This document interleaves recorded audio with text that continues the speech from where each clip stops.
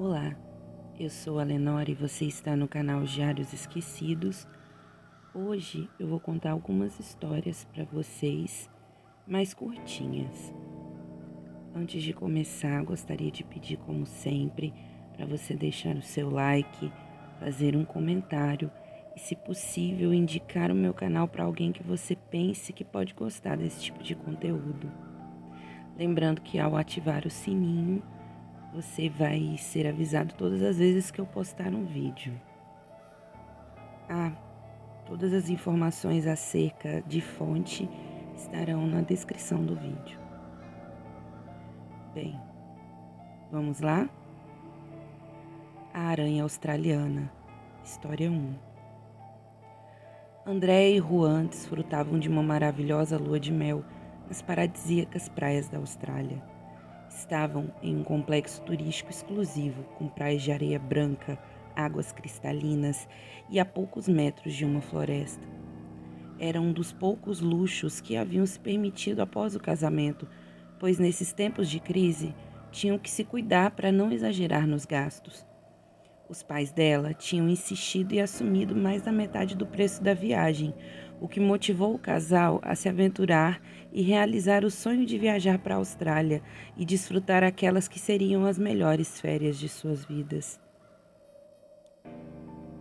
Os dias passavam rápido, como sempre acontece quando alguém se diverte, e não poderiam ter imaginado um lugar melhor. A pulseirinha que haviam contratado com o pacote do alojamento lhes dava direito a comer, beber e entrar em várias festas totalmente grátis. Era um sonho realizado, que dentro de pouco tempo acabaria, para eles despertarem e voltarem às suas monótonas rotinas de trabalho. Quando faltavam apenas 2 dias para a viagem de volta, conheceram um guia local que prometeu levá-los a uma cascata que poucos turistas chegaram a conhecer. A viagem não era muito comprida, mas teriam que entrar na floresta a pé, uma caminhada de uns 20 minutos cruzando a frondosa selva. Na manhã seguinte, saíram com o guia, que, com uma machete na mão, abria caminho pela mata. A vegetação exótica deixou os recém-casados maravilhados. Entretanto, nem tudo era lindo. Os mosquitos eram muito insistentes e, até com o corpo banhado em repelente, sempre havia algum suficientemente voraz para atrever-se a picar. O guia lhes ofereceu uma pomada feita de plantas nativas, que foi muito mais efetiva que o repelente de farmácia. Nenhum inseto os incomodou depois que a usaram. Ao chegar na cascata, Andréia e Juan ficaram abismados com a beleza do lugar. Uma pequena lagoa com a mais limpa água que já haviam visto. Era adornada por uma queda d'água de uns 4 metros de altura. O canto dos pássaros, a selva em volta deles e o céu azul mais intenso que poderiam ter visto. Era o mais perto do paraíso que já haviam chegado. O guia lhes disse que voltaria em algumas horas. Lhes aconselhou que não se distanciassem do lugar, pois a selva poderia ser muito perigosa e era muito fácil se perder. Não queria incomodá-los com o seu último dia de lua de mel, e a verdade é que eles também preferiam ficar sozinhos. Largaram suas toalhas e bolsas e começaram a brincar na água. Nadavam e se beijavam, sabendo que provavelmente seria a última vez que estariam em um lugar como aquele. Meia hora depois, cansados da água, decidiram comer e descansar sobre as toalhas. Quase sem se dar conta, Andréia adormeceu, mas logo despertou do sono com uma forte fincada em seu pescoço. Assustada, deu um tapa na região e jogou para longe um animal escuro que rapidamente se escondeu na vegetação, sem que ela tivesse tempo de ver o que era.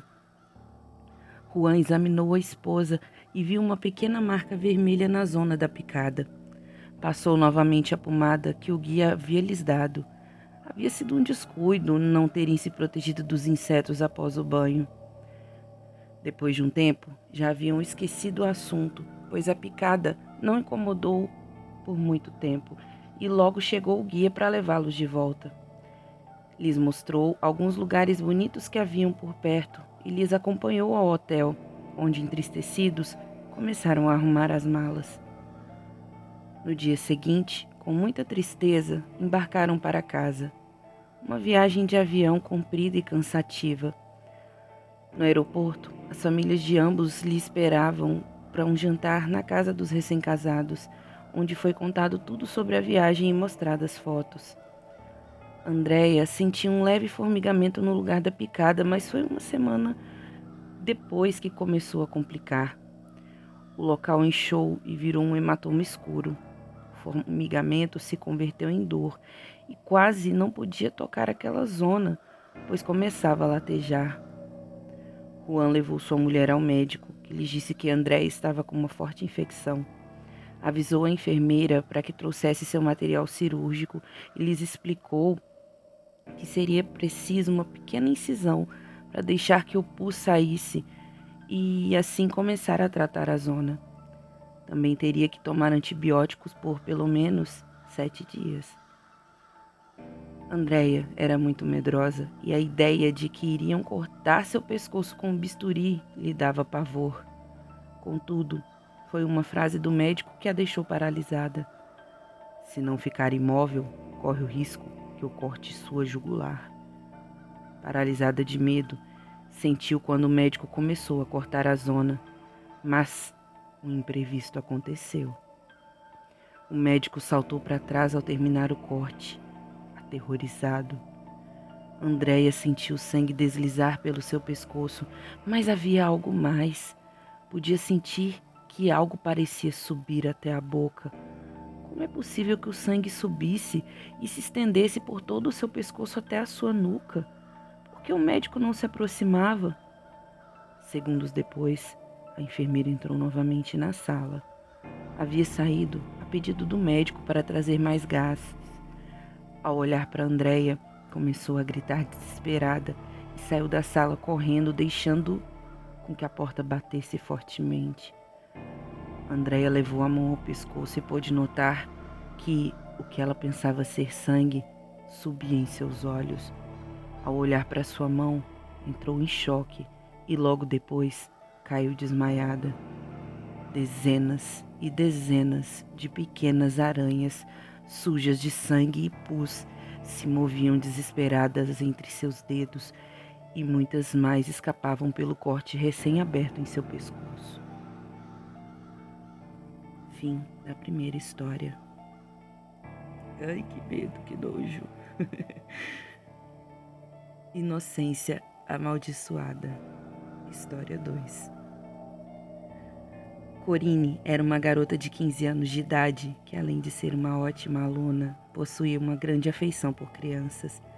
Ela era conhecida em sua cidade por ser uma das melhores babás e de total confiança.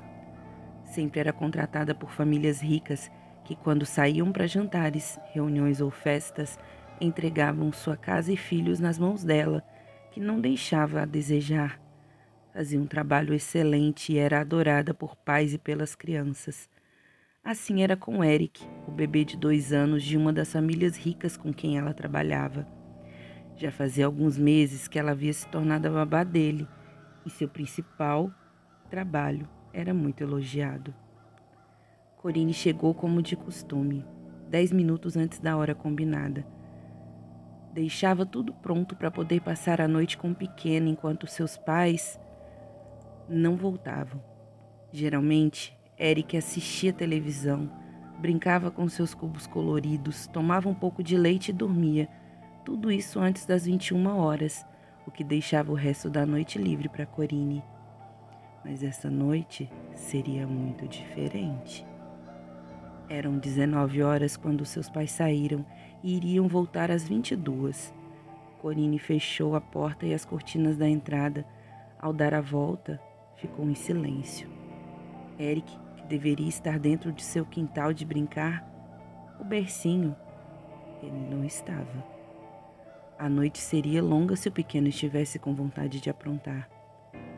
Demorou alguns minutos até encontrá-lo. Algo estranho estava acontecendo. Disso ela estava segura. Eric estava mais inquieto do que o normal. Chorava por qualquer coisa e estava irritado. Eram quase 21 horas e Corine não conseguia acalmar o menino. Ela resolveu esquentar um pouco de leite, pois leite morno costumava dar sono nele. Após mamar, o pequeno subiu para o quarto no colo da babá. Ela ligou o abajur, que refletia figuras nas paredes. Para ela, era um pouco assustador o modo como o quarto ficava com aquelas figuras refletidas nas paredes, nos brinquedos e até sobre ela, que estava sentada numa poltrona, balançando e ninando Eric. Ao ver que o menino dormiu, saiu do quarto em total silêncio. Quando colocou o pé no primeiro degrau da escada que levava à sala principal, escutou um grito do pequeno e, assustada, regressou rapidamente ao quarto. Abriu a porta. Eric estava sentado na cama, olhando para a porta, ou era isso que parecia.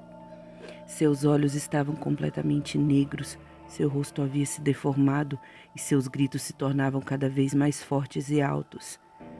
Corine não sabia se deveria se aproximar ou não, mas já seria tarde. Érica se aproximou mais rápido. Essa noite, os pais do menino encontraram a porta principal aberta. Revistaram a casa inteira, mas não encontraram nada fora do comum. Em seu quarto, Eric dormia tranquilamente, como se nada tivesse acontecido. Suspirava enquanto dormia, como fazia todas as noites, e encantava seus pais. De Corine, nada mais se soube, nem seu corpo jamais foi encontrado. Fim. Bom, espero que vocês tenham gostado dessas duas histórias. E se você está me ouvindo no Spotify ou em outros podcasts, plataformas, de podcasts, eu gostaria de pedir para você se inscrever no meu canal. Isso me ajudaria muito, no meu canal do YouTube. E é isso. Obrigada e tchau, tchau.